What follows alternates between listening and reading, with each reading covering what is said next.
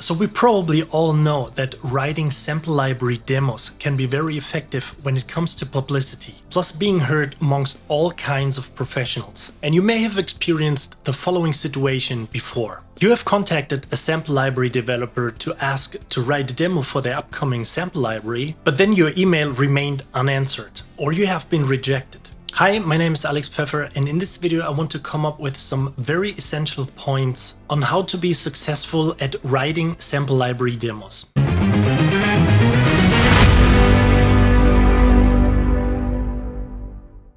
So most composers go that simple route. They contact a sample library developer and simply ask if they could write a demo for their upcoming sample library. But you have to realize that nowadays, almost always, anyone wants something. Plus, you also have to take into consideration that you're probably not the only one asking these developers. So my first advice would be turn it around and offer something first. For example, use a previously released sample library of that developer you have already purchased, and then send that snippet or that track off by asking if they can imagine something like this for their upcoming sample library. So by doing this, you show the sample library developer that you actually care about the company itself and that you are willing to invest work not only when you are asked for. This alone can drastically raise the chance to be considered. So here's another effective way to get the attention of sample library developers, which is actually similar to my first advice. Create YouTube video walkthroughs of libraries you have purchased before from that sample library developer.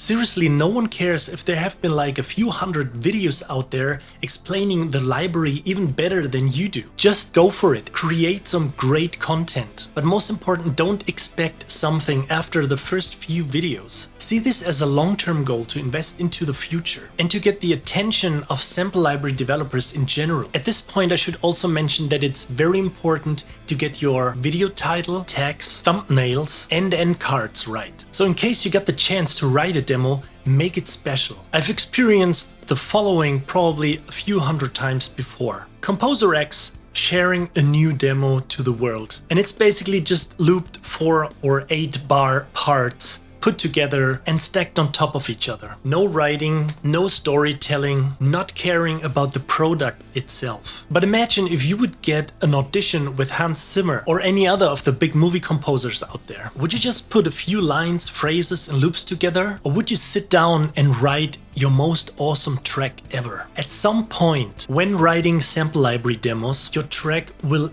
definitely be heard by some of the top professionals out there. So make your track really special, make it outstanding. For example, hire a vocalist. Another example would be try to come up with some kind of a middle part no one would have ever expected. Write a classical track and right after the breakdown come up with some metal or dubstep part. Make your music special. You are a creative person. Be creative. You know, at some point you don't need John Williams-like skills to present an orchestral sample library. Simply make it special and hear people mentioning that sample library in relation with your awesome demo. Another great way to create attention is the following point. Once you have written a track with sample libraries from a specific sample library developer, don't be afraid and tag them on social media. So my secret tip, which is actually not a secret tip, would be to do so on Twitter. But why Twitter? So let me quickly explain.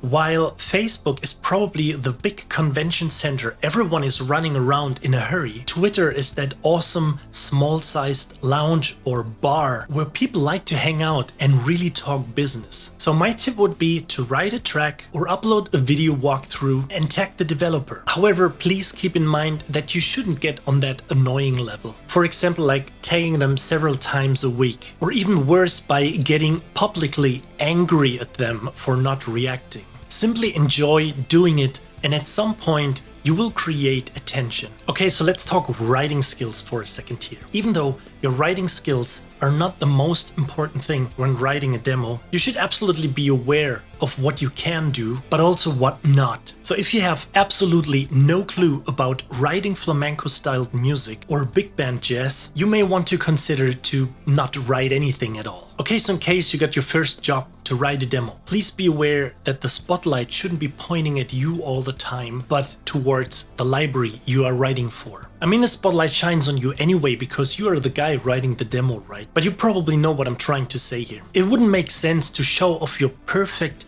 mixing or sound design skills by totally changing the sound of the library itself. You may also want to consider to put the library you're writing for a little bit up front in the mix. The following should be obvious, but you most likely don't want to use any, for example, string libraries when you are about to write a demo for a string library developer. Simply try to feature the product a little bit more than yourself. Okay, so probably the most helpful and successful thing to have is a well-running Twitch or YouTube account. First reason would be people love video. And on the other side, once you get a decent followership of a few thousand people, sample library developers or even music software companies will approach you instead of the other way around. And at this point, you definitely don't need to worry about anything at all when it comes to this topic. Okay, so I hope you really enjoyed watching this video. And if you have any questions or comments, feel free to use the comment section below. Also, thank you so much for your precious time to watch this video. And I really would love you to drop by on the next one. So again, thanks for watching and see you soon.